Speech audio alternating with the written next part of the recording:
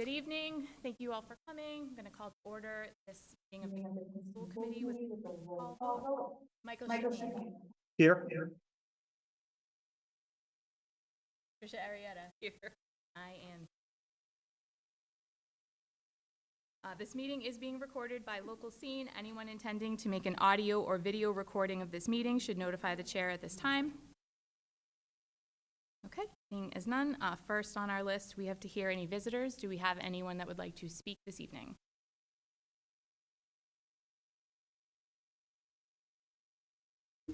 Hi, my name is Barbara Gilday, and I'm from 20 Crescent Street. I have kids in KES and KIS.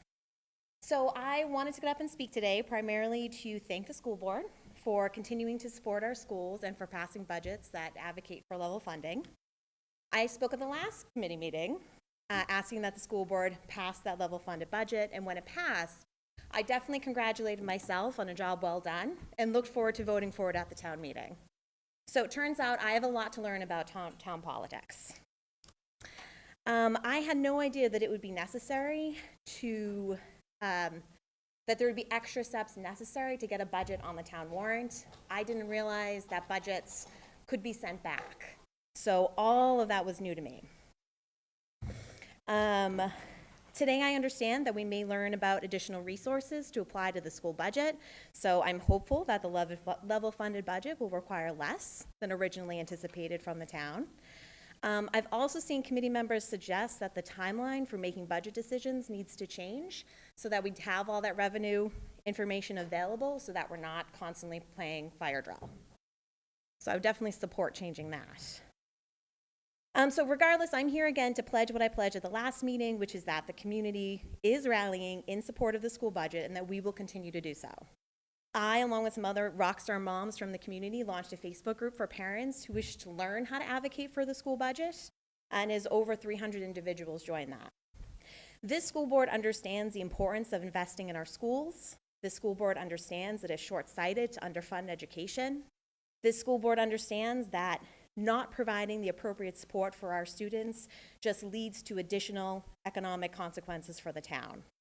Our property values would decrease because our schools are weak, and the price of education would continue to rise anyways as students who are underserved in our underfunded schools require ever more expensive services through individual education plans or outplacement. Schools are expensive, and Kingston has revenue issues. Do I want my taxes to go up? No.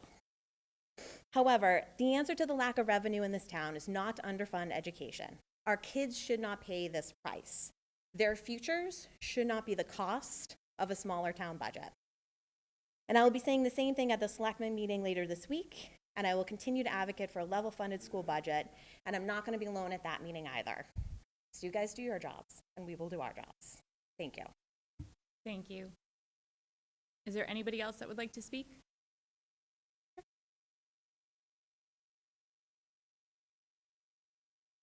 Hi, everyone. My name is Jackie Giovanangelo of Franz Lane. First, I want to thank you again for everything that you are doing for our schools. We really appreciate it. I quickly just want to echo Barbara's sentiments. We've been hard at work over the past month, plus gathering the parents of the town to the Facebook page which we created to ensure that parents are, as many parents as possible, are aware of the budget concerns. I myself, I'm newish to the town. I've only been here for 4 years now. My son's just going into K, so we're learning as we go, right? We are hopeful that we'll hear tonight that additional funds have been found. We hope that moving forward, changes can be made regarding timelines for when the budgets are due in order to have more complete information at the right time. The more information we have at a better time really is going to, we're all still going to engage, but we've really lit a fire, and which is great, right? But we don't want to cause panic if we don't have to. So I appreciate everyone's time today and looking forward to hearing what everyone has to say. Thank you. Thank you. Would anyone else like to speak?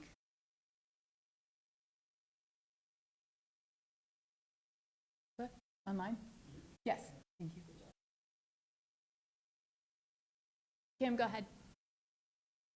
Sorry, can you hear me? Nope. Okay, hold on. Can you hear me now?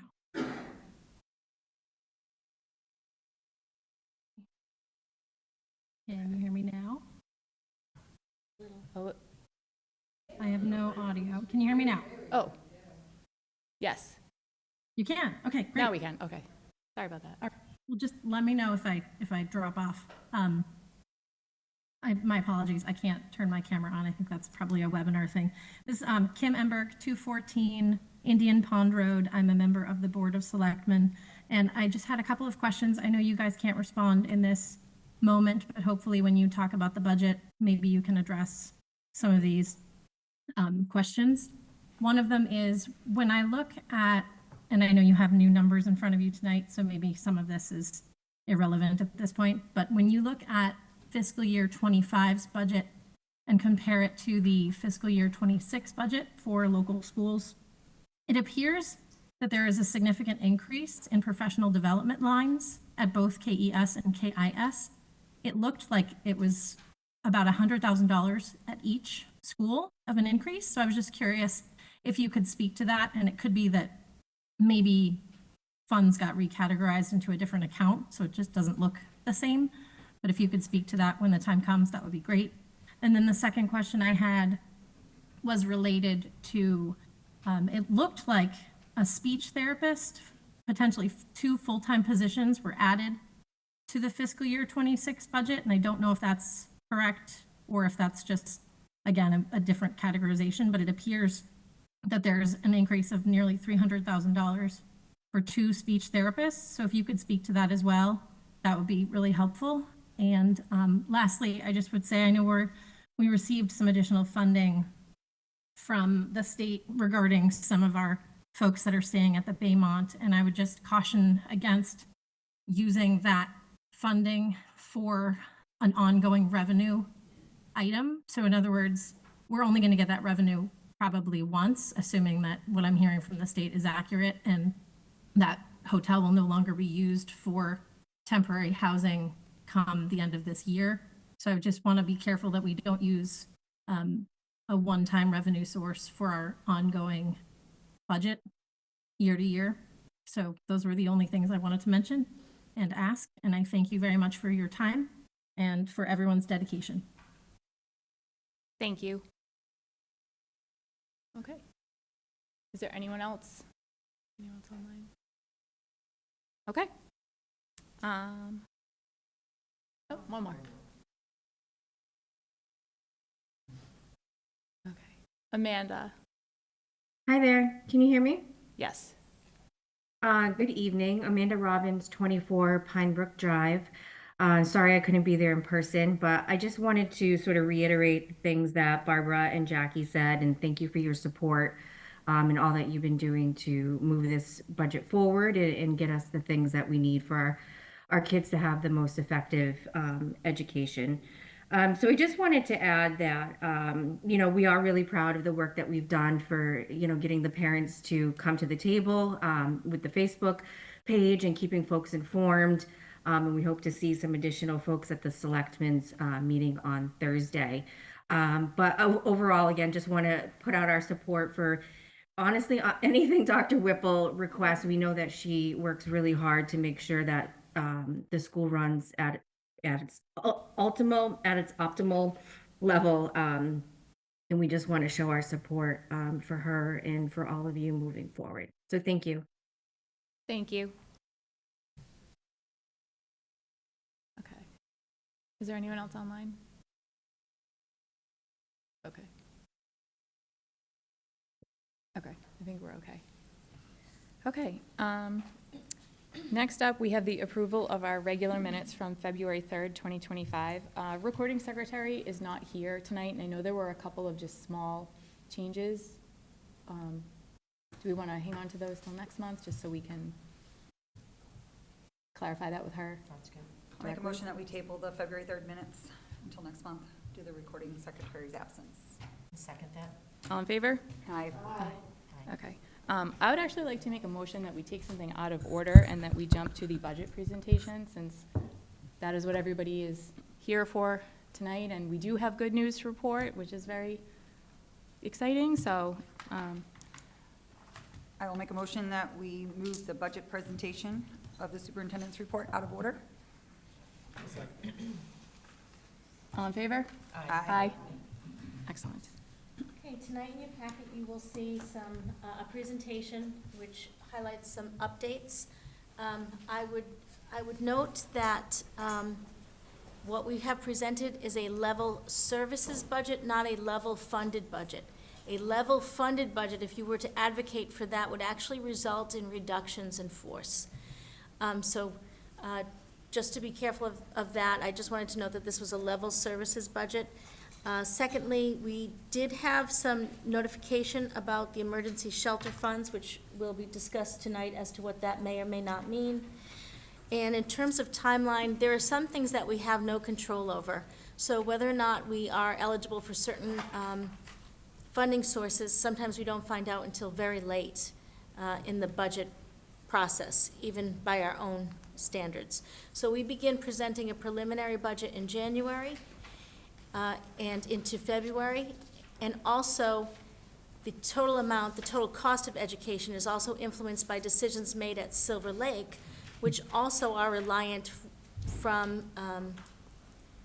information from the state that doesn't come out until late January, sometimes even later into February in some circumstances. So those are things that we don't have control over. So tonight is not so much about found money, but as much about some changes and some new possible revenue sources. And I'm going to pass it over to Sarah. Thank you, Superintendent Kirk. Sorry, I was rocking Okay. spreadsheets, Can someone put it up on? getting answers Thank to you. questions. Are we allowed to answer the questions from public comment? Tricia, could you help me with the increase in PD? Yes, Dr. Clifford, I meant. Yep, can you hear me? Yes. There are several things that are listed under outside professional development providers. There are a few things. The first thing is math professional development. And as I've been speaking about previously this year, we are looking to implement. Yep. We are looking to, okay. We're looking to implement a new math program next year, so a piece of this will be professional development that needs to occur for teachers. So that's a piece of the professional development. Another thing is Orton-Gillingham training for special needs teachers in order to provide specialized instruction to students that are on IEPs who have reading difficulties. Another aspect to that is also what we call classroom Orton-Gillingham, which is providing professional development on the science of reading for all teachers. Another piece is the Hill for Literacy for next year, implementing year 2 with them. I've talked a lot about this in the past so far this year, about a needs assessment, and then a literacy plan, which we're going to be creating, and then also some training that needs to happen in order to facilitate that, literacy plan.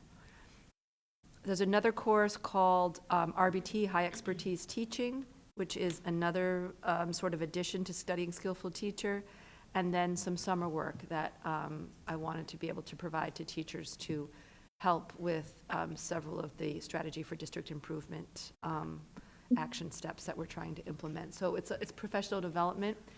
And also in the past, and maybe Dr. Prue can speak to this a little bit, when I started here in August, I had no line items, so meaning no budget line items.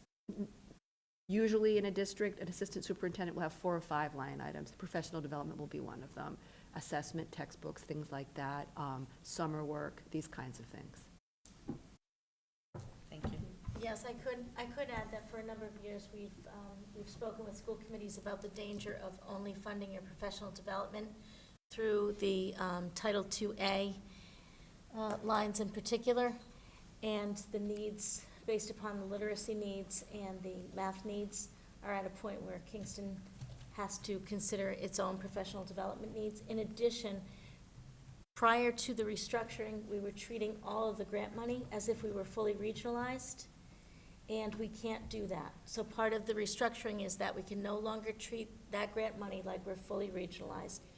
And so that means that Kingston's amount and Plimpton's amount and Halifax's amount are all based on that one single district.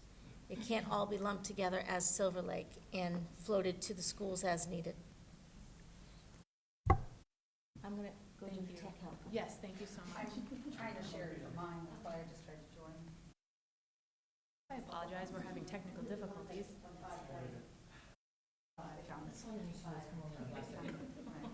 Okay, yeah, I think that's the right one.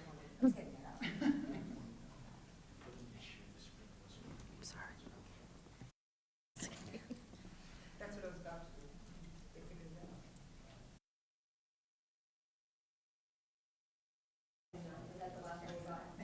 Yeah, it's the one that says updated.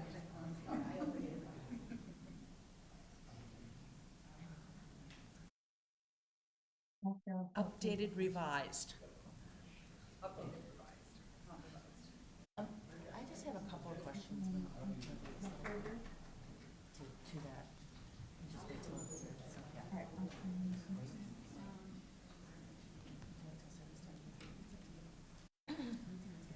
Sarah? Yes. Oh, sorry, before you start the presentation, Tricia actually just has a question for Dr. Flipper. Yeah, about the so when I was looking at the numbers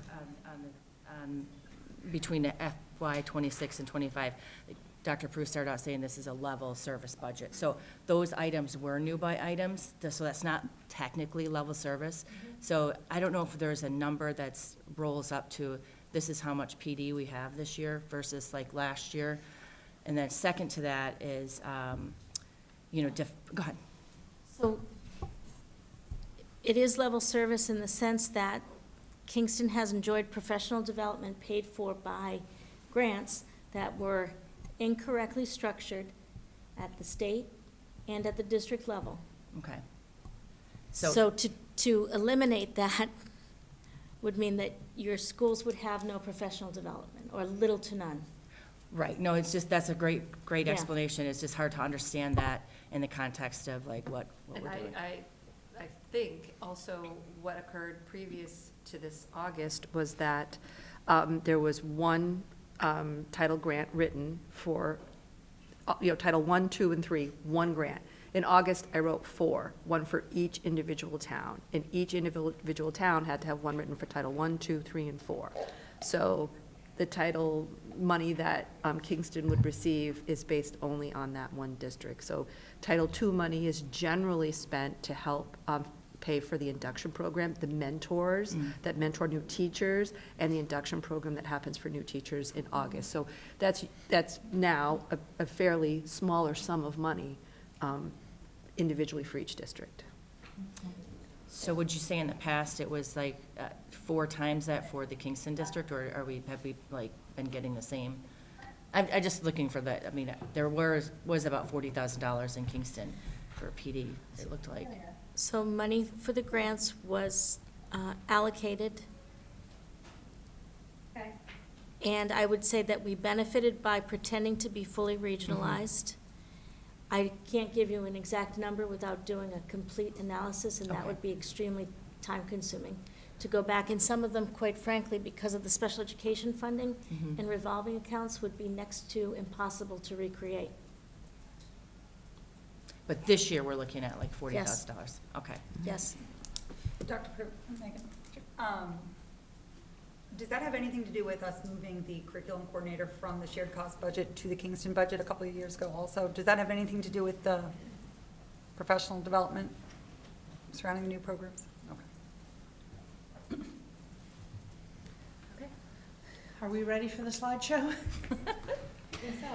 So on Tuesday, January 28th, the Kingston Select Board approved an elementary school budget of $15,596,804. That was a 7.1% increase over FY25. So if you recall, the town had asked us to have a 4% increase over FY25.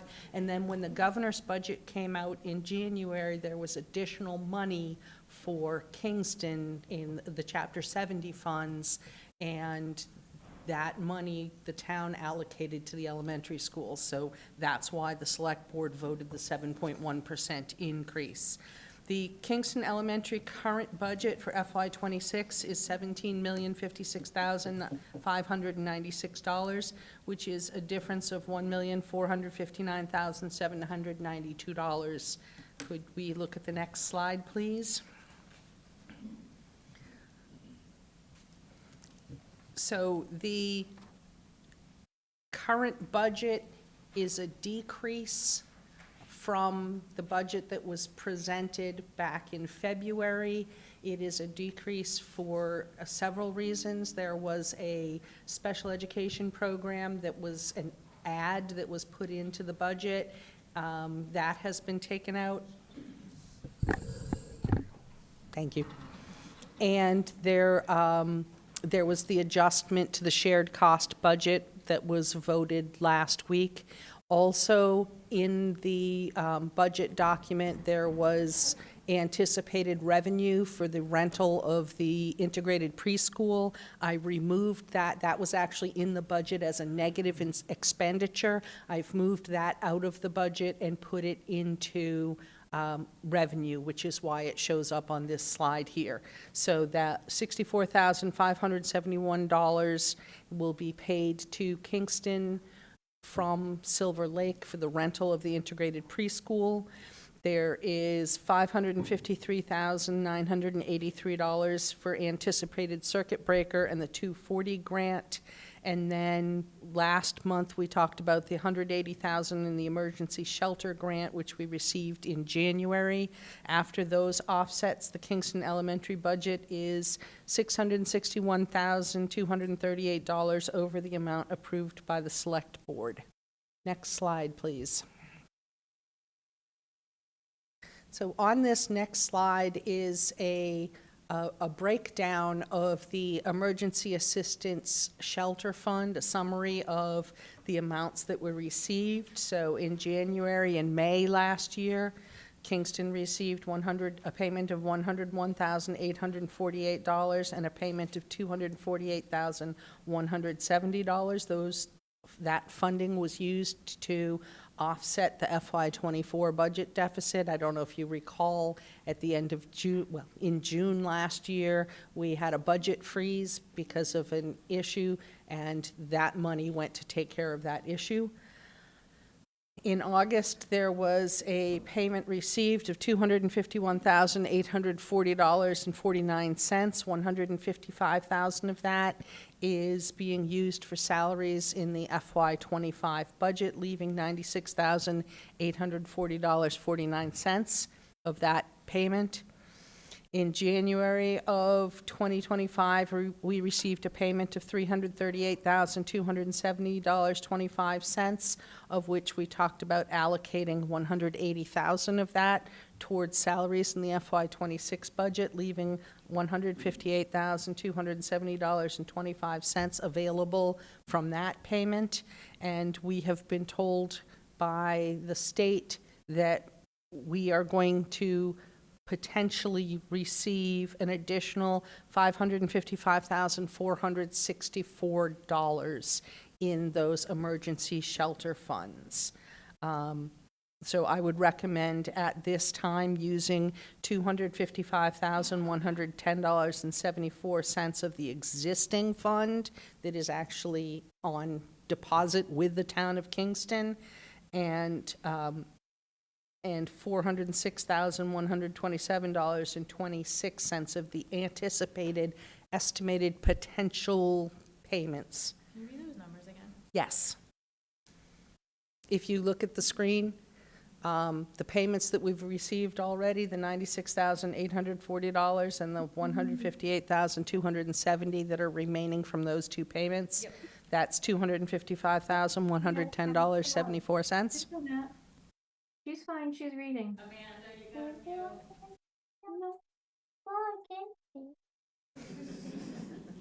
And then the other amount was $406,127.26, which would be from that, from the 555. And those two numbers together bring us to the difference between The 661. yes. Thank you. I don't know if now is the time that you want me to bring it up, but there is still potential levy left over from Silver Lake. As you know, the town allocated 4%. Silver Lake balanced their budget last week using E&D funds for less than 2%. And if my math is correct, that's around $400,000. It's above $335,000. So it's somewhere between $335,000 and $400,000 of levy space. So I understand, Kim made a comment earlier about cautioning against a one-time revenue source, but there is approximately $400,000 still to the levy from what the town allocated towards educational expenses and what we have currently been looking at in terms of it doesn't cover the full 661, but it covers a lot of that. So if we were to be looking at using any of that money, which is reimbursement money, there's potentially still going to be money that's left over to the town once we do receive those last two payments. So understanding where she's coming from, I think that it would be wise of us to go ahead and balance our budget today using the sources that you just put forward, but keeping in mind that we're not going to be maxing out the levy for educational expenses because... To be fair, when the town communicated with me last week, I was getting emails saying there's this funding and this funding and this funding coming in for the shelter. Nobody sent me an email and said there's this extra money.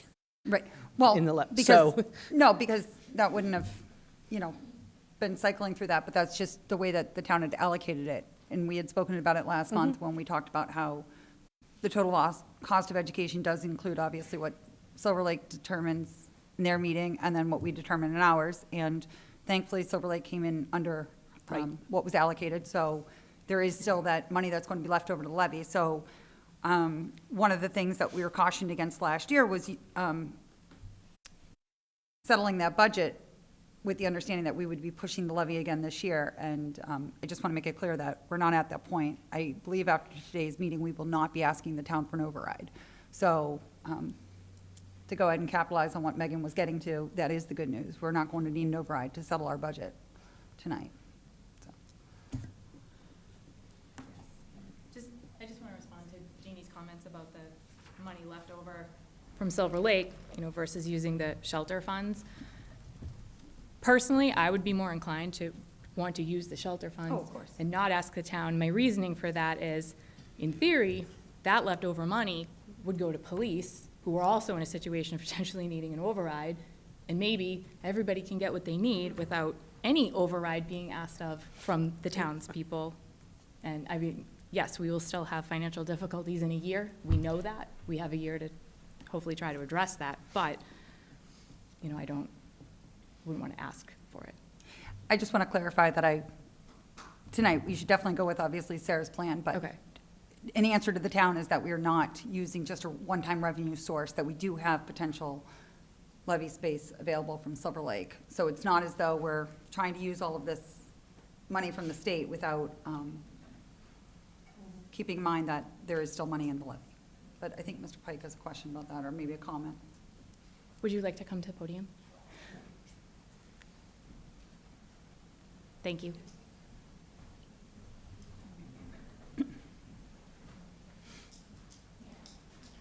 I'd just like to correct the difference. The difference is around 200K, not 400K.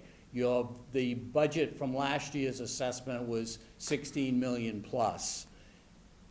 4% versus 2.8%, which is the assessment now, 1.2% difference, and that's why we have a difference of approximately 200K from what's coming in the assessment, not 400K. That number's changed about 4 times since the last meeting. So if we could all get on the same page, that'd be great. So I hope we are now. I would hope so. Sheila. Especially since you tried to recall. So, right now, we still have what we believe to be another $555,000 coming in this year. So, how I feel about it is that I don't want to go and ask the town for an override when we believe, and it has essentially come in this year for $600,000, and I really don't feel comfortable going and asking, like you say, the police need things, we need things, and we have $600,000 we believe is gonna come in. It's just like, To me, I feel like this is money that is going to be allocated for us, and it's going to be coming in. I do not feel comfortable going to the town and being like, well, what if it doesn't come in? I mean, it's proven that it's come in. We've gotten these payments before from the state. And yes, it is difficult if they don't pay us, but I do believe that I would feel more comfortable going and saying, we're going to have this, and having other people be able to have a piece of the pie as well, like the police, but also that we have the $600,000 that's going to be coming in.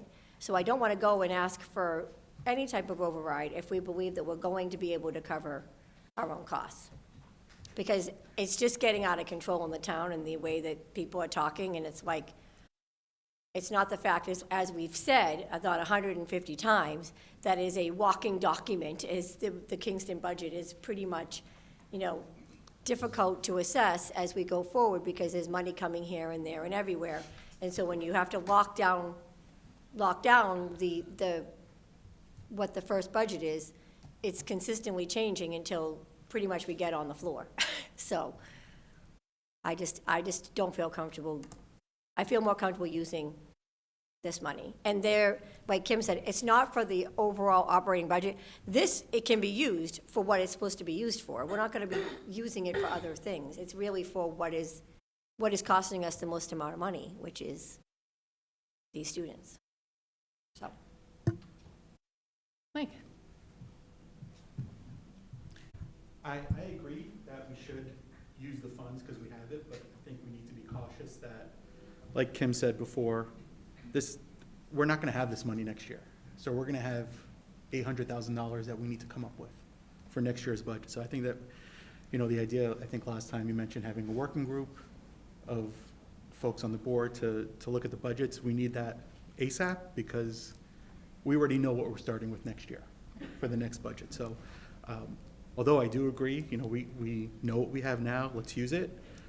We need to be aware that this is a huge hole for next year. We're just kicking the can down the road.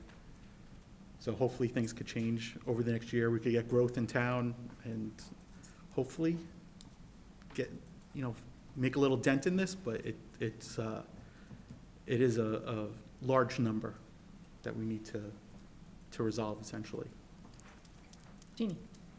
I just wanted to clarify that we were actually told about those funds from our state representative, so we weren't just saying that we saw it in the newspaper somewhere that we're going to be receiving those funds. The state rep told us those amounts, and she also emailed the town administrator, who shared it with our school committees, because Silver Lake is also benefiting from those funds.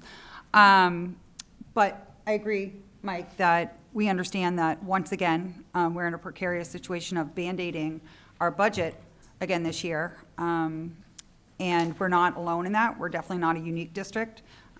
Jason Frazier presented last week for Silver Lake to let us know that there were approximately 80 overrides in towns across the Commonwealth last year, and about 40% of them were passed. The rest of them failed, which leaves towns in even worse situations this year. In Hanover, their override failed tremendously last year. It wasn't even close. The vote wasn't even close. And this year, their schools are absolutely just completely, they're in need of another override. Duxbury is looking at about a $5.8 million education override and deficit this year. Hanson, I believe I just saw in the South Shore News, is also looking at an override. We're not in a unique situation. We're just in a better situation than even our other school in the district here. Halifax is in a much worse situation than we are. But I still stand by, if we don't fund our budget with what we have, then we're just going to be paying more in contractual services. And later on, you guys were spot on with the way that we see things going. You cut one thing, it compounds the problem, and it becomes an even larger cost the following year. So, of course, I think we do need to keep in mind, obviously, the one-time revenue source, understanding that next year's budget is going to be starting in a deficit. But something that I do want to say in regards to what Sheila had said regarding the money that's coming in for the shelter, it still needs to be allocated to the school budget. Like, it's not that we can just take that money and give it back to the town and say, you know what, we're not going to use it, because it's still money that we can use towards our budget. So that's what I think we need to do. And although I think it's going to leave us in this situation next year. I think that that's something that we can kind of hopefully figure out solutions to over the years. But I appreciate both Barbara and Amanda and Jackie also bringing up the timeline. That's something I've been stressing since we saw our preliminary budget in January. Our budgets are incomplete. If we don't even know what the state numbers are, last year, if everyone remembers, our budgets went into a tailspin at the end of January when the state numbers were released, like 4% lower than what we were anticipating. And everything went into a tailspin, and we were accused of mismanagement with funds, and it set off like a public crisis on our budget. And just for this year, we benefited from that $470,000.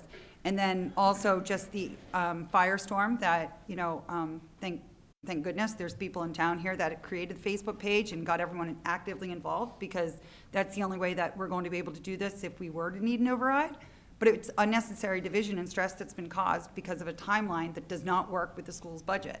And we can say that until we're blue in the face, but I've been on this committee now for 8 years. We've never been able to look at a draft before January. And then we've never been able to really settle a budget. I think the first time we passed a budget in February was February of 2020, and we all know what happened the following month. So I think that that's something that we will continue to work with our selectmen. They've been very responsive to our budget this year, and Eric, we appreciate that. I know I can speak for me, but I think our entire committee appreciates the collaboration this year, but going forward, so as to not incite unnecessary fires and stress, we do need to be more aware that the timeline does not work with the numbers that are coming in from the state in our preliminary drafts.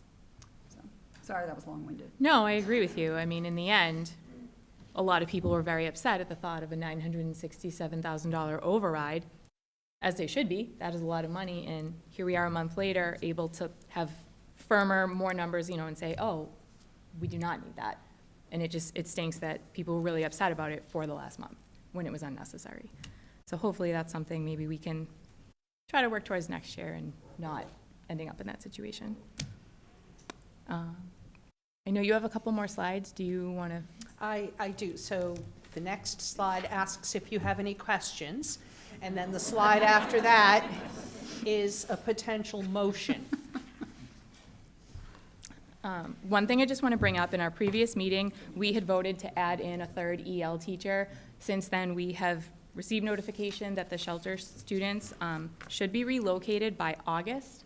So I wanted to ask the committee, is that something that you'd still like to move forward with, or would you prefer to wait on adding that third teacher, knowing that if they didn't leave, there would still be shelter money available that could be used to fund that position if it is necessary? Is that position filled right now? It is not, no, but we had approved to That was the include it. proposed position that was approved at the last month's meeting. Correct. And Megan, I actually agree with what you just said there.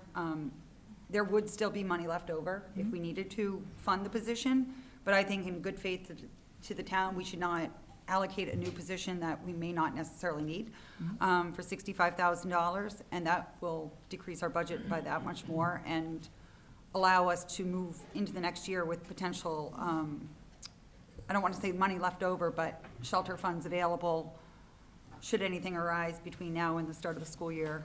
Right.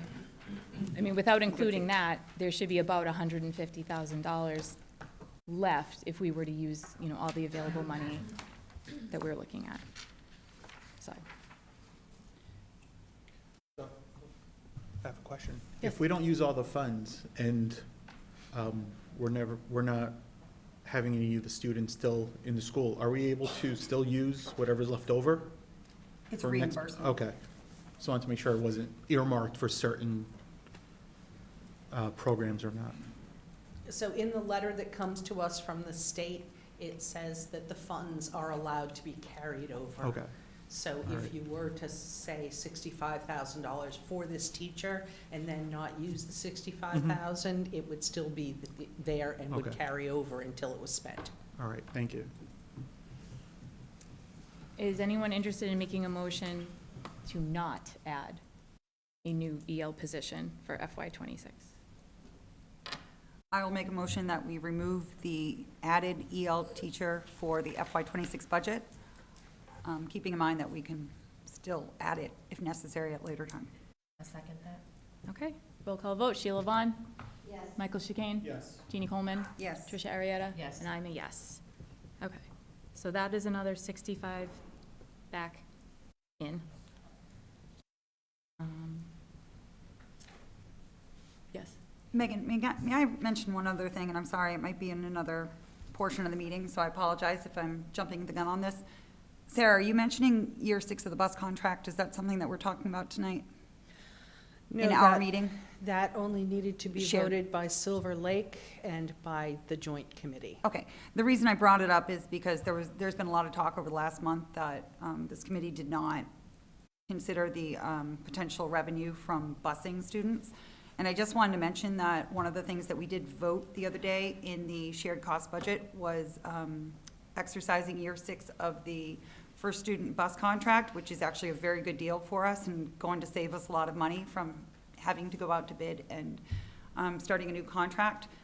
We also have a potential year 7, but from what our business manager shared with us at the last meeting, those costs could be extremely expensive for settling a new bus contract. So I would just like to address the fact that I think that waiting on potential revenue from charging for busing students might be beneficial if we were to look at increased bus costs due to a more expensive contract down the road. But right now, where we should not need that revenue, I think that that would be unnecessary to add that today, but that would be something that might be a consideration down the road when we go back to bid for busing. Dr. Prue? There was a question about an additional 2 speech-language pathologists in the budget for $300,000, and I was wondering if we could address that before any budget is voted. And I need to speak to HR about that because the salary spreadsheets were given to me. Could that have been something that was moved over from the Silver Lake budget to Kingston? It could possibly be. Because we didn't. From the integrated preschool.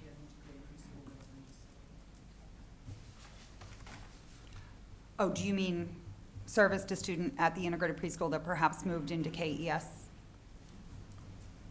Are you aware of any new speech positions? No, I didn't. No, okay. Having not seen exactly what Kim is referencing, I'm not sure. I know you had mentioned there was something special education related that had gone into the previous version of the budget that was not part of level service. I don't know if that. That's not it. That's not That what is she not was it. talking about. She might be referring to the KES, there's an ESY, professional staff. You know, Kim is still on here. Kim, can you just let us know where you saw that? I can tell you If the you, budget lines if you want.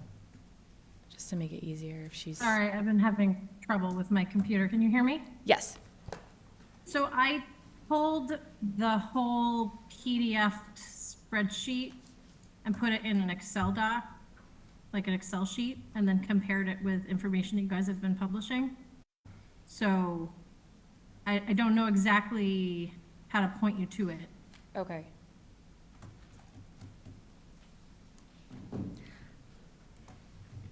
I mean, I could share it, I could share the Google Sheet with you. I don't know, I don't know how to get it in front of you, I guess. No, that's okay. I just didn't know if you might exactly have. what she's, I know had that. exactly what she's looking at. You do? Okay. It's information that gets given to me. Okay. And without our HR director here, I can't say, where did this number come from? Okay. So,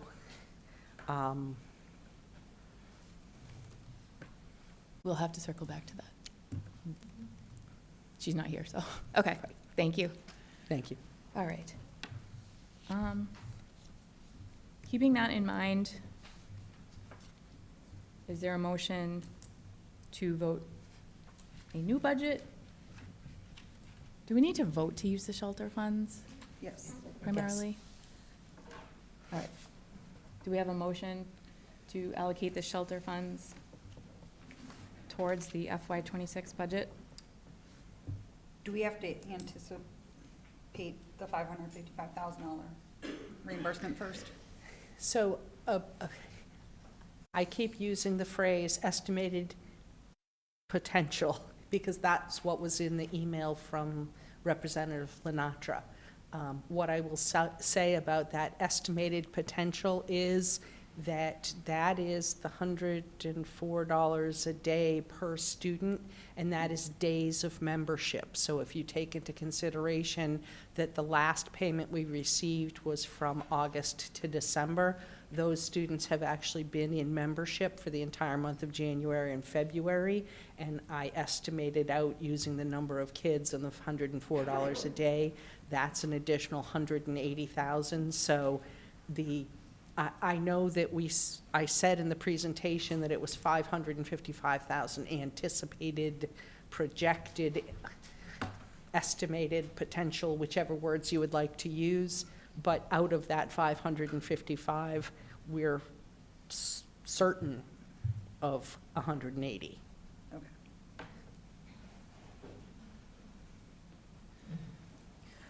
But if we're planning on allocating 406, Plus 255. right, but that's included in money received. So the 406 was out specifically out of the 555. Right. I guess what is the best way for us to vote this? Sorry, let me go back to my slide. Using $255,110.74 of the existing. Okay. And $406,127.26 of anticipated minus the $65,000 that you just removed. So we should probably remove the 65,000 from the 406, right? Yep. That would make the most sense. Yep. Hang on. So 341,000. Right? I think my math is good.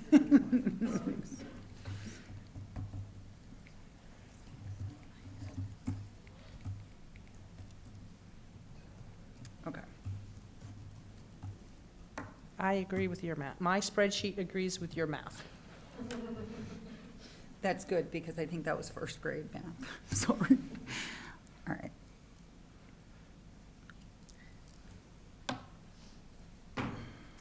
Would anyone like to make a motion for the use of shelter funds? I will make a motion that we allocate the first $255,110.74 to the FY26 budget. Second. All right. Roll call, Sheila? Yes. Michael Sheen? Yes. Jeannie Coleman? Yes. Tricia Arietta? Yes. And I am a yes. Okay. And I will make a second motion that we allocate anticipated $341,127.26 of shelter reimbursement to the FY26 budget. Second? Okay. Sheila Vaughn? Yes. Michael Chicane? Yes. Jeannie Vaughn? Nope. Jeannie Coleman? Jeannie Yes. Coleman? I did that to you before. That's okay. Tricia Arietta? Yes. And I am a yes. Just mix you guys up, I don't know. Okay, so now that we have that, we will need a motion for a new budget, but I think we need some updated numbers. Yes. So if you look at that motion slide, the first number stays the same, the $15,596,804. That appears in line 1 and line 3. I don't know which line the next one is. The $1,459,792 becomes $1,394,792. The anticipated circuit breaker stays the same. The grants and revolving becomes $1,140,809. With the grand total being $16,991,596. Got it. I'm ready. All right, Sheila, you want to make this motion? I love doing these. I used to do it. All right. Move that the Kingston School Committee approve $15,596,804 as the fiscal 2026 local education budget, operating budget, and further that the total appropriation of $15,596,804 is in compliance with the Education Reform Acts of 1993 and recommended by the superintendent of schools. And further, the school committee directs the superintendent to allocate the following additional funds sources with a total of $1,394,792. FY26 anticipated circuit breaker special education reimbursement of $253,983, and anticipated FY 2026 grant and revolving account funding totaling of $1,140,809. For the final approved expenditures of the school will be $16,991,596. I'll second. Okay, roll call vote. Sheila Vaughn. Let me get my breath. Yes. Michael Chicane. Yes. Jeannie Coleman. Yes. Tricia Arietta. Yes. And I am a yes. I'd like to thank everybody for their support of our budget and trying to help us get this level service budget moved forward.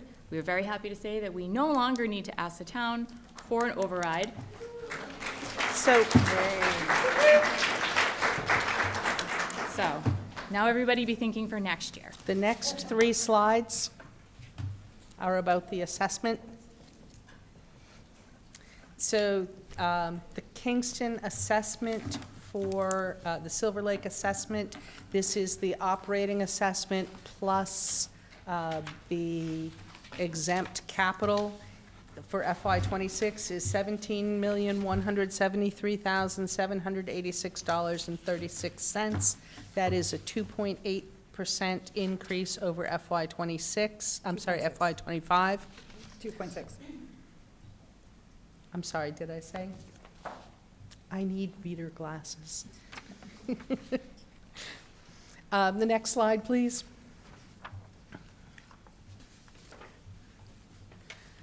So the budget for KES and KIS that you just voted, it actually says voted in the parentheses there because it was already voted by the select board, but now it's voted by the select board and the school committee, $15,596,804. That is a 7.1% increase over FY25. And on the last slide, the total cost of education for Kingston, which is the Silver Lake assessment plus the Kingston operating budget, $32,770,590.36, which is a 4.7% increase over last year. Question, Jeannie? Are those numbers accurate to what we just voted? Yes, because you voted the operating budget, and the changes we made were to grants from a revolving fund. So Thank you. the total budget is going to be money from the operating budget, money from, the total expenditures for the schools will be operating budget plus grant plus revolving funds. And we made changes to the revolving, which doesn't show up on here. Okay. And then one more question, if I may. That 4.7% total cost of education, that does not include the $470,000 additional Chapter 70 funds because that was directed to the town. Is that correct? Yes. Okay. That's part of the 3 slides, but the slide number 7, that's part of the 15 million, I'm sorry, the yellow, the slide Yep. with the yellow on Okay. it. That 471,000 was part of that $15,596,804 Okay. that the town select board approved. Thank you. Thank you. Can you ask Mr. Pike if he has any questions before we close this out? And I don't know if that's appropriate, but just because he's been gone. I don't know. Go ahead. Your meeting. I don't know. Just because he's doing the math. Carl, Jeannie would like me to ask, do you have any questions? Does this all that make sound- sense to you? Does that sound good? Excellent. Okay. Thank you. Okay, All okay, right. that makes me feel a little bit better. Thank you. Thank you. Okay. Just wanted to make sure our math. So, Okay. And that concludes our budget portion of this evening. Back to our regularly scheduled meeting, Teachers' Corner. it made me feel a lot better. I saw him doing math, and I'm like, those numbers make sense. I kicked it off. Thank you, Megan. I kicked it out. I kicked it off. I kicked it off. It's my fault. Believe it or not, I care what he thinks.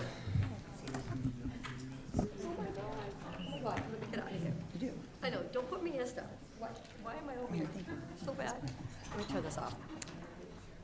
Hi, I'm Kristen Pishkin, co-president of the Kingston Teachers Association and second grade teacher at KES.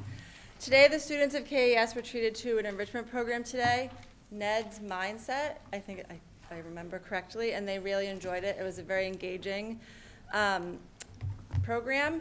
Before vacation, the students all shared the books they loved. The titles were displayed across the school and will be shared out with families to encourage reading and give suggestions of different genres and titles that they may not have chosen if they were choosing books on their own. The reading department is going to be beginning their reading incentive program of Reading Madness this month when the March Madness tournament begins. The book fair is beginning next week, so they'll be able to stock up on great titles to prepare for that. The kindergarten has been very busy. They are learning their letters and are blending CVC words, writing sentences, and working on numbers into the teens. First graders have been working on and sharing their timelines. They will be celebrating Beach Day on March 10th. It's always the favorite time of the year. They get to wear shorts in the winter, if I remember from. Second grade is going to be starting March Picture Book Madness with 16 new picture books facing off in a bracket type format with classes voting on their favorite to get a final winner. And we're hoping to also, after that, do a teacher's favorite book bracket again that we did last year with some different teachers in the school. All grades this week are also doing our first writing assessment of the year, which was created by teachers during our PD days last year. And Mr. Curran is going to share what's happening at KIS.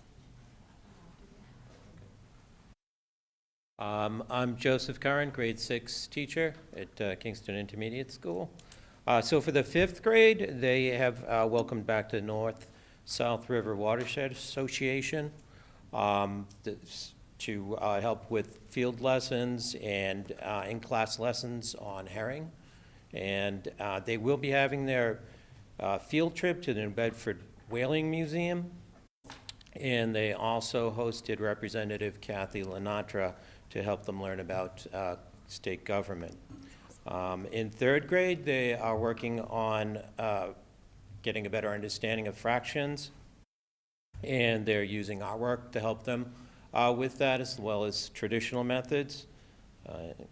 In 4th grade, they're also doing a reading incentive program, Reading Bingo, where students are encouraged to read at least 4 books from different genres, and they'll get rewards for reaching bingo, and an even greater reward if they fill up the whole bingo card by reading 16 different books.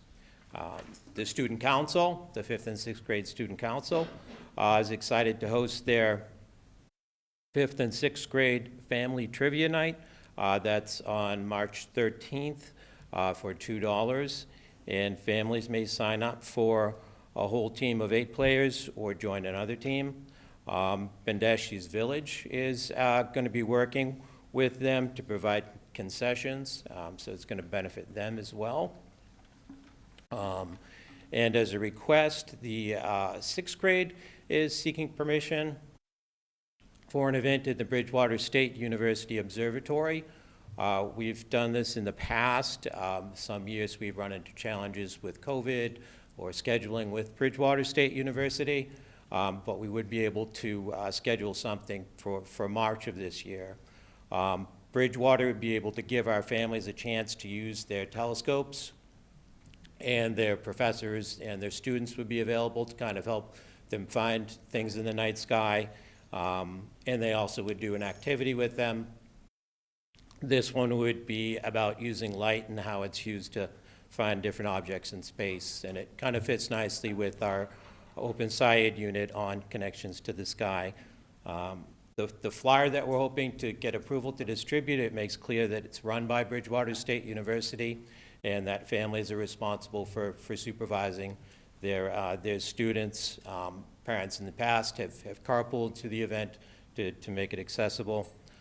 So we're looking for permission to distribute a flyer and ask your permission to do that. We are aware that Kingston doesn't allow outside towns to do this, but it's sort of a unique event, so we're hoping that that's agreeable to the council. You guys have done this before. Yes, that's the event that we had done before. It's, as I said, sometimes it's hard to put it together, but we are able to coordinate with them this year, so. That's great. Do you need a date approved? So we have two Just the flyer. dates for them. We have the 17th of March, and then we have a rain date of the 24th. And I do have a flyer here if you wanted a copy of it. I think the flyer is separate in our packet for an approval, but I'll. Was it? It just says flyer under Mr. Materna. But Oh, right, got it. I thought you meant to like look at. I will make a motion that we approve the sixth grade potential plan. Thank you. Thank you so much. I I loved two- it. Last two- time I loved it. It was great. To Bridgewater State on either the 17th or the I'm sorry. 24th, and approve the flyer to go home. A second. All in favor? Aye. Now I can say thank you? Thank you. It would have been cool to see the Parade of Planets the other night. That was on Friday night. Parade of Planets. I can't tell the difference between the star and the planet. Additionally, at KIS, in all the specialist classes, Mrs. Carroll and the students worked on a collaborative project, and the other teachers worked on a collaborative project to design a cookbook recipe page, and the PTO has graciously volunteered to, for every student that contributed to the cookbook, print the cookbook and distribute it to the students. So it was a tech, art, library, all work together to design and collaborate with the students on all aspects of the cookbook. So that was a great cross-curricular project that was done at KIS. On May 6th, the KTA is sponsoring a tech recycling drive. Next month, we will have more information and details for it. We will be putting in a request to use the parking lot for people to drop off, but it'll be computers and TVs and all of those types of things that are all in our basements that we want to get rid of. And the money will go to our KTA scholarship. Additionally, the KTA would like to thank administration, town leadership, school committee, and all the families working hard to secure a level service budget that will meet the needs of our students. We know it has taken a lot of effort on everyone's part, and we will continue to work with administration, school committee, and our legislators to advocate for a long-term solution to some of our budget issues. So we appreciate everyone's hard work and sleepless nights. And the teachers' sleepless nights too, because a lot of them were very worried what their classrooms would look like and their jobs would look like next year. So we appreciate everyone's support. Thank you. Thank you.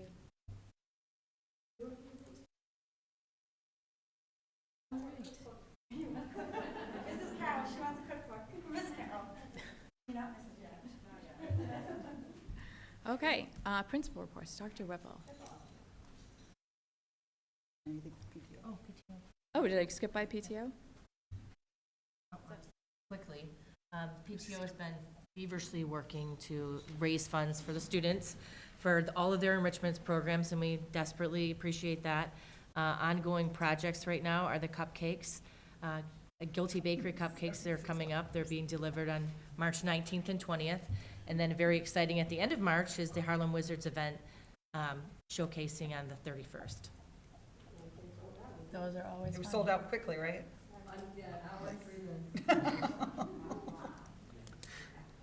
That's exciting. Okay, sorry about that. Good evening, everyone. I'm Carrie Whipple, the principal at KES. So just some updates for us, but also just want to say thank you for the whole community for always supporting the schools. It's amazing and something I constantly brag about to my friends who are also administrators, and they get very jealous, so thank you. They tell me to stop talking about it. So Curiosity is our value of the month for March, and teachers are helping students to understand what it's like to be more curious and have more wonderings and expand on their learning. We do have a big event coming up. It's very exciting. The KES has talent. It's our first talent show that we're going to have. It's going to be hosted at KIS. I want to say thank you to Tony Thomas and Elizabeth O'Connell who have taken this on. We've been trying to make this happen for a few years. The Staff Act did have their very first practice It's going to be pretty amazing, guys. So I'm excited about that. We're excited to see the kids get up there and show their talents. There's like an array of different talents they're going to be showing, and I think we have about 17 students so far. So you've probably seen I've resent the school culture survey out a few times. I'm sorry, but if people can fill it out, that'd be awesome. I just looked and we're up to 80 responses, but we have like 520 students. So I would love to get more feedback, because that really helps drive our processes, our procedures, our school improvement plan, and just to continue to improve culture. The book fair has arrived. The books came today, so your students will be heading to the library, to the NPR room with the library/computer teacher to get books. If you want to set up the online account, I find that very easy as a mom to do. But we're excited about that. On March 10th, you'll be receiving another survey from me about parent input for placement, so that's another one that's important to fill out as placement processes begin in March. Mrs. Day's class, I think she's over there, they had a first grade dragon parade that went throughout the whole school, and they learned a lot about the Chinese New Year, so the kids really enjoyed that. I think I had mentioned last time that Mr. G was having community meetings, and we were going to have data meetings for grade levels with teachers, and it was awesome because we got to really celebrate some great increases in student outcomes. And now currently I meet with teachers one-on-one about their data. We had Ned's mindset mission today, which was like really awesome. I loved it. It was it's all about growth mindset, persevering, showing grit, which has been our focus. And PTO helped us set that up. It's a pay it forward, so it means you have to maybe buy some yo-yos. Sorry.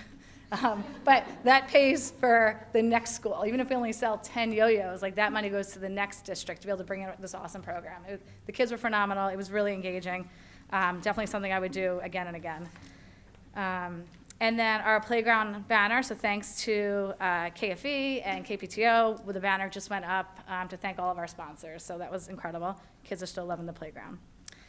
And we have so far 97 kindergarten students registered for K. So we're getting there. But are there any questions for me? Did you see the date of the talent show? Did I miss that? It is March 24th, Monday. It's a Monday, right? Yeah. It's going to be great. So. Awesome. Thank you. Yep. Thank you, guys. Mr. Materna.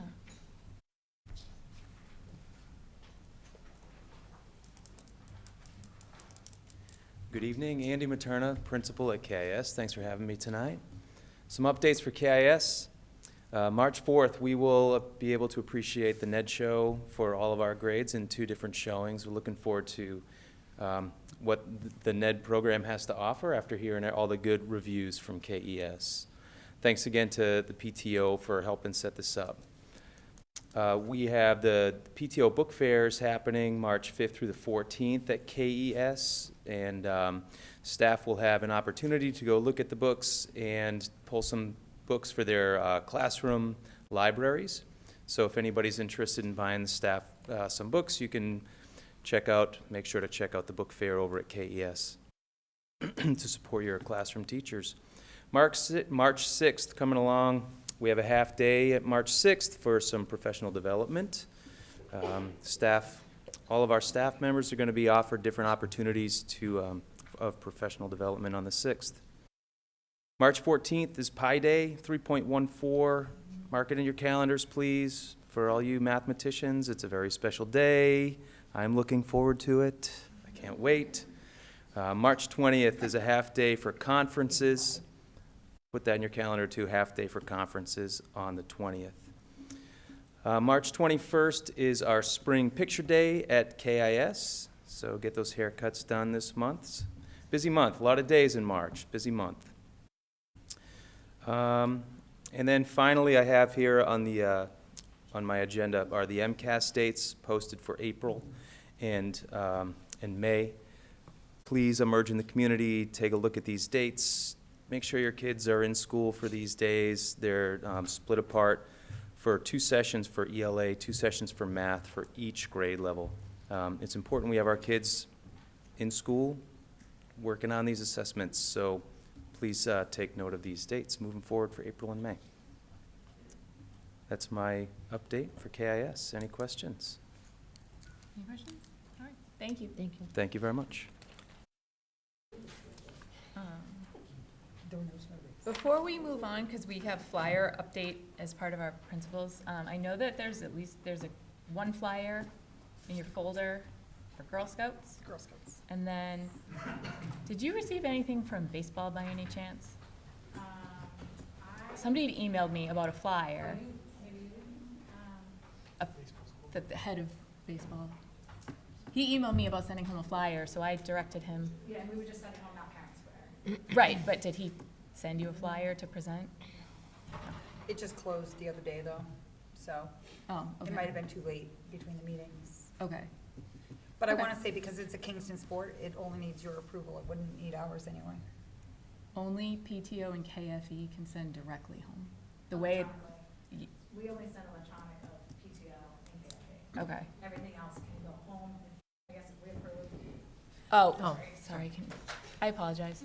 They can approve the sports if it's in Kingston, not a nonprofit. Yeah, so just KFE and PTO are the only ones that go out electronically. It used to be other sports, but we had asked to kind of limit it because it was like constantly sending messages to families. Okay. But so we just approve any sports ones that don't go through you guys? As long as it's not-for-profit. So. That was the hard part. I think we were having Right. trouble determining what was profit, what's not. Right. That's think- been a sticky situation. I think what we had kind of. determined, because we've had the conversation before, if it's like Kingston Recreation or Kingston Youth, those kinds of things, I want to say like KYBSL, football, cheer, and they're all at specific times of the year, soccer, things like that, as long as it's something that's through Kingston itself. It's probably not out through the rec department. So, because none of those things are specific to the rec department. They're all separate organizations. If you have a question about whether or not something is for profit, we can bring it to the school committee for consideration.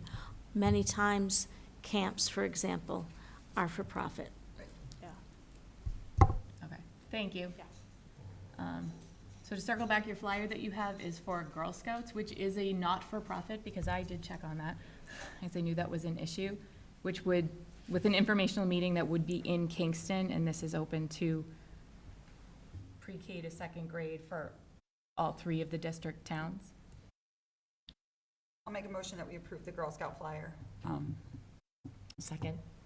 All in favor? Aye. Aye. Okay. Okay. So, Sarah, you're back again. Financial report. Thank you, Madam Chair. The financial report that was in your, Microphone.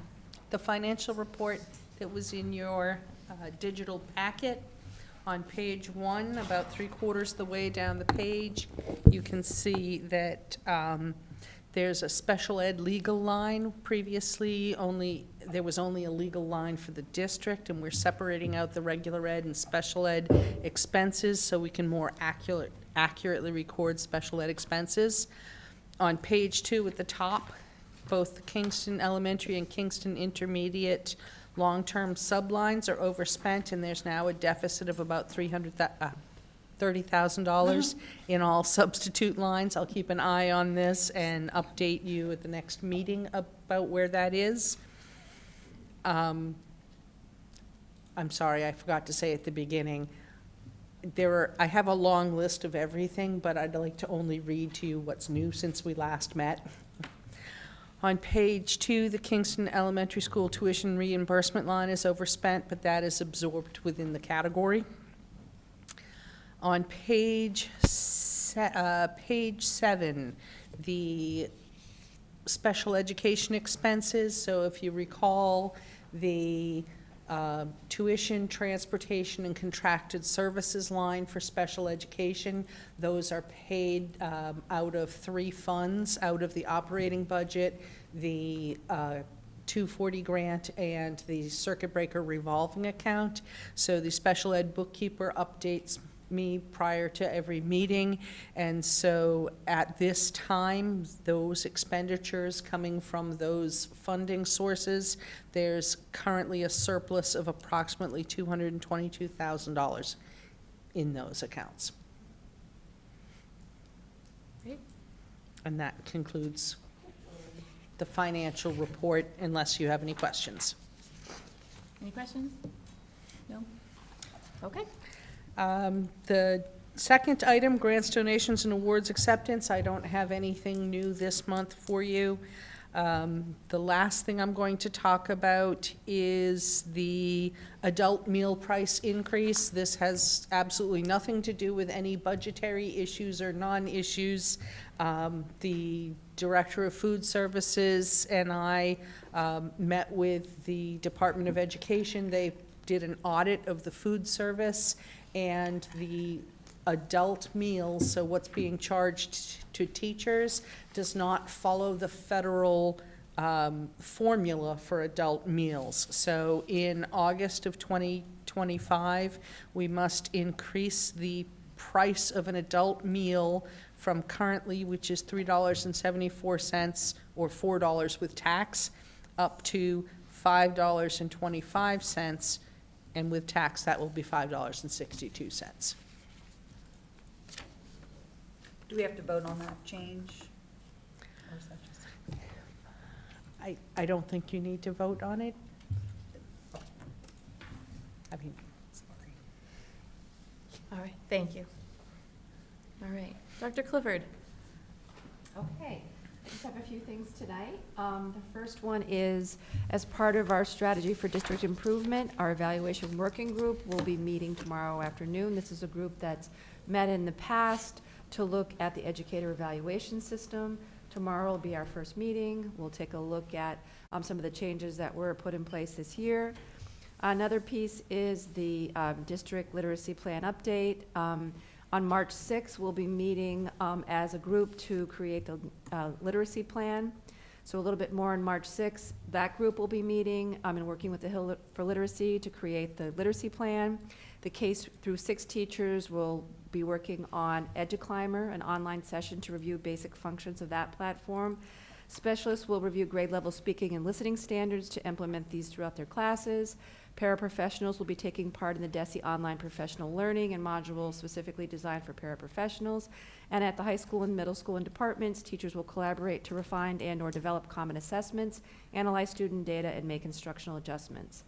The math curriculum review continues. We'll be meeting on March 18th with HMH. We met at early February with publishers from iReady, and we'll be making a decision on one of those math programs in early April.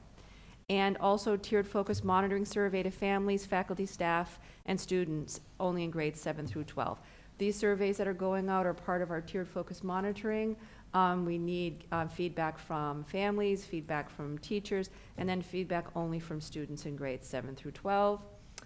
I've completed this month I will complete all of my entry meetings, which has been a wealth of information for me and really a great opportunity for me to get to know the teachers, which has been great. And then I'll be providing an MCAS update to the high school in April and June. We have regular MCAS updates, but as Mr. Materna said, MCAS is coming up, and just a reminder to take a look at those dates on calendars for families just to make sure to do some planning and all of those pieces. And a thank you to the school committee for supporting the budget. So thank you. That's it. That's all I have. Thank you. Okay, Dr. Prue. So in your packet tonight, you will see 2 views of the same calendar. I'm going to ask the Kingston School Committee to look at the proposed dates for next year so that we can get those on the calendar. Also, Karen has checked with the town to make sure that this venue is available for those evenings. And I am looking for school committee approval for the Kingston School Committee meetings only this evening, if it's possible.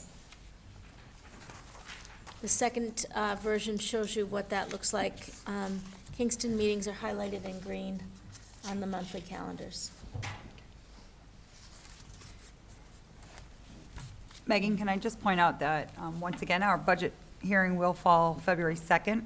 That's, goes along with the timeline that we've always followed. And I just think that it's important that we announce that to the public now, that that's in our calendar every year. That's how we anticipate our public budget hearing. And they're always in February. They've always been in February. Is that a Yep. state? Well, No, we it's just we our budget typically, process. we No, I was just wondering. typically wait because we get the information from the information state at the end of In January. January, okay. No, I just wanted to ask. Okay, thank you. Does anyone want to make a motion to approve the dates for the Kingston School Committee for FY '26? I'll make a motion to accept the Kingston's school committee meetings as presented by Dr. Prue. Second. All in favor? Aye. Great, thank you. Thank you, and thank you for supporting the school budget. All right. Report of standing committees. Admin review. It was part of Union 31 this month, and it's, All right. Bylaw. Nothing. Plymouth Area Collaborative. Sheila, you got anything? February, we're not meeting actually this month, but we did the superintendent. Microphone. I am so loud, how can you not hear me? Right? We're trying to make things funny, right? So we met and did the superintendent's evaluation. If anybody knows Dipna, she's amazing, and she got a glowing evaluation because she's awesome. And we are doing the treasurer's as well, and I'm sure he'll get a great one too. And then the audit passed really well. So next up is budget. So we can't wait. Thank you. Thank you. All right, Union 31. we had a joint meeting last week, and we do have a meeting scheduled in April, which will be put out to the committee. And we approved the shared cost budget. We did approve the shared cost budget, thank you. Yeah, negotiations. We are in negotiations right now with our support staff. Budget advisory, I believe we just covered that. Facility oversight. Anything to report? No? Okay, policy. Mike, you're up. So last month I came with 13 or so policies, and we waived the first read. Now that we've had time to review them, I want to see if there is a motion to waive the second read. There was one question. Yes. That you had, Megan. I did. Last time about, I think it was BHE. Yes. And if you're allowed to, if that If the chair. limits you from Yeah. sharing information, it doesn't limit you. So It you does can not. share the information, but Right. there's no. That's what I just wanted to make sure, like, Yes. because sometimes it's, hey. No discussion or anything. Right, No, okay. Exactly. Okay. Because it doesn't say that, so that was why I was wondering. Yeah. Awesome. Thank you. So that answers that question. Did anybody have any questions or comments regarding any of the other policies? One of which is updating the flyer policy, Which is, one of the last ones, KHB, I believe. Oh, and KHC. yes. advertising and distribution of notices. Do either of our administrators, I think, have any questions about that? Because it's actually kind of contradicting what we were just talking about during the flyer discussion. It's saying that you all will not put out any flyers. And I think except PTO and KFE. Except Didn't, PTO and, KFE. I'm not even sure KFE is necessarily I don't think it's in there. part of but- that. Oh, So it'd be just PTO? discretionary, but I know that this actually did spark a little bit of debate online because people were saying that some sports, the only way that families are finding out about it is through the backpack flyers. So I would actually kind of agree with that to an extent. I don't think it should be going out electronically. I think that should be reserved for school information and your discretion, but I do agree that there are some families that if their kid didn't come home with a flyer, they're not going to know about it. Cheer was one of them that I remember really heavily relies on their flyers. So, I don't think everybody gets social media, so I don't think that if you don't have the backpacks, I think kids would be at a disadvantage for not knowing about programs. so just to put because it's simple wording, the distribution of notices policy proposal is distribution of notices by non-school organizations or on non-school matters shall not be permitted, period. So like we Boy wouldn't Scouts, allow. no. any Girl of that. Scouts, So no. even No. that flyer that. Well, that's we grandfathered in though, approved- because we already approved it, Correct. right, depending on this vote. Well, it happened before the vote, so. Yes. right. I would It's actually, not in effect right now. Thought that one through. But I don't know the feelings of the committee on, And like I said last time, this is in line with other districts right. to just be uniform in not having any wiggle room and just, there are other means. I understand that folks may only get it by getting a flyer in their child's backpack, but there's other advertisements that folks can make, social media or in the newspapers or some word of mouth. So, I think the other part of the concern that had come up regarding it was the amount of time that it takes the office staff. But it's been my experience, is that if you go in with flyers, you're putting them in there. So it's not asking your secretaries to then, first of all, I know that anytime you bring in flyers into the office, they better be already separated by their piles of 25 with their paper clips on them and put into all the teachers' mailboxes. So I would say, you know, I'd request that we not approve that policy. I understand about the uniformity to the district, but we do have other policies that are not uniform across, that just because I do know of people that heavily rely on those flyers to know about dates. And possibly now that you mentioned baseball, maybe that's why their numbers were so low as of the other day, because they didn't get a flyer home from school. And I will also second that. Because Parent Square gets excessively used, parents have turned off notifications on Parent Square, because I can say, as I have 3 children in the school system, you get overrun and you just stop watching all that stuff. And so when I do get a flyer, but I'm also Gen X, I put it on my fridge. So, I mean, I think it depends on the generational kind of stuff too, but I mean, I do believe, and maybe it's because all these years I've been doing this, I think the flyers get out of control a little bit too, so it is very difficult to know, as we were talking about, what is educational, what is not, what is town, what is not. And I don't want the principals and everybody, and we were saying that, like the superintendent, getting overrun with everybody asking you for flyers all the time too. So it is very difficult to have to do with that, and I get that, but it's also sometimes the only way that some of us actually get our information still, which is kind of crazy. But because Parent Square just gets overrun, parents have turned off their notifications, so maybe a reminder to turn them back on again. I mean, I would challenge that, and like today I got notifications for parent meetings. If I don't have notifications, I know I'm not gonna show up to a meeting. I mean, as a parent or guardian, I think we need to just be aware of these messages from Parent Square. Even if it's coming electronically, there's a ton of information. It could come sent out weekly. We could change the frequency, but I personally think, as a parent, that, you know, we should monitor Parent Square. I know this is not a Parent Square thing. I was gonna say, this is about Parent Square, though, This is a policy. And I think that's a work in progress with the yeah. Parent Square notices and how to get that No, right I amount, understand. so all the information goes out and parents read it without being overloaded. Mm-hmm. I applaud you for your work Yeah. to try to balance that out. I know that's not easy. But then conversely, if we don't adopt this policy, now every flyer could be up for debate as to whether is this warranted to be sent out?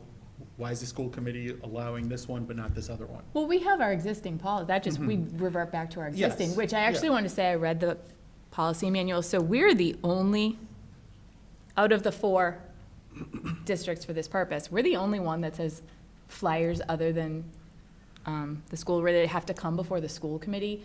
The other ones all give building admin ability to approve those kind of flyers. Just wanted to throw that out there too. Discretion. I would not be in favor of this policy, just because I do think that there's all kinds of different communication pathways, and I think that having people have to bring flyers towards the school board filters it out, and if that's not enough, I feel like, you know, you heard Carrie earlier talk about how the parents in this organization in our community support the school system, support our kids.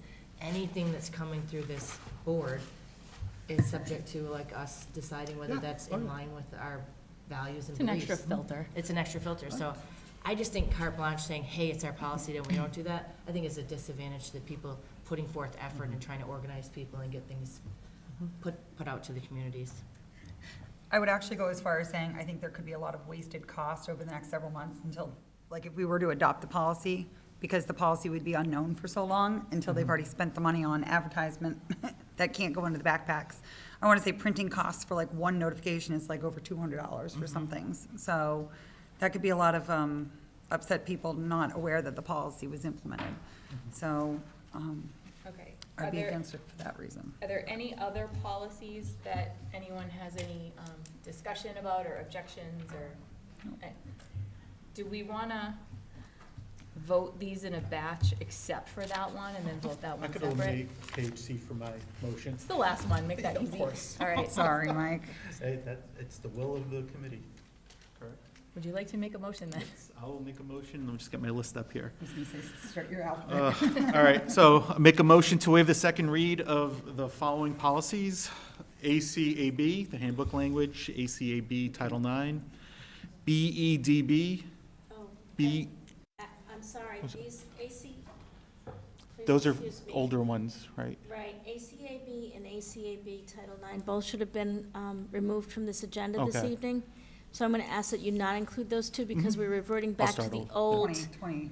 2020 version of Title IX. Okay. So I withdraw that previous motion. Sure. And I make a new motion to waive the second read of the following policies.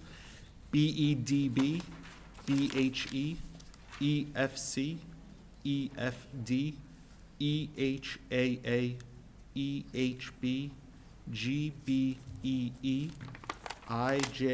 IJNDC, JICJ, KDC, KDCB, and KHB. Is there a second? I'll second. All in favor? Aye. And just a reminder that we do have a link on the SLRSD website under Kingston School Committee with the policy manual. And they're all available there. Just easy reference. And then does someone want to make a motion for policy KHC? I will just Well, if make we're a not- motion that we. I'm sorry, go ahead. I was gonna say, if we're not passing it, do we have to Do we make a need to motion? vote No, I think because we, I don't think so. we don't even need to. we don't need to vote No. now. Okay, never mind. I take that back. Great. Okay, next up, technology. Any updates? No. Unfinished business? Nope. New business? Okay. Approval of the bill schedule, single signature warrants. Our meetings are currently out of sync with the town's bill schedule. So on February 10th, there were 9 vouchers totaling $842,113.19. They went out digitally as a single signature warrant and then were submitted to the town. The next warrant is due to the town on March 10th, so that will also come out digitally. Great, thank you. Other matters unforeseen at time of posting. Okay. Would anybody like to make a motion to adjourn? I'll make a motion to adjourn. Second? All right, roll call. Sheila Vaughn.